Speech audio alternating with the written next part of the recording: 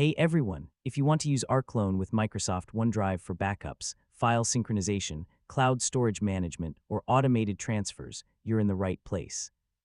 In this video, I'll show you how to connect OneDrive to Rclone from start to finish in 2026. First, make sure Rclone is already installed on your computer. If you haven't installed it yet, complete the installation process before continuing. Next, open a terminal or command prompt window and launch the Rclone configuration wizard. When the configuration menu appears, choose the option to create a new remote.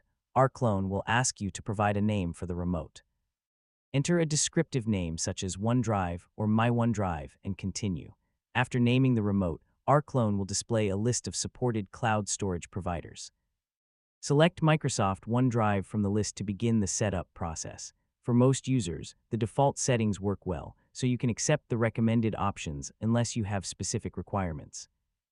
Next, Rclone will ask how you want to authenticate. In most cases, you can use the standard authentication method provided by Rclone. A browser window will open and direct you to Microsoft's sign-in page. Sign in using the Microsoft account associated with your OneDrive storage. Carefully review the permissions being requested and approve access for Rclone. Over your OneDrive storage directly from the command line. Thanks for watching, and I'll see you in the next tutorial.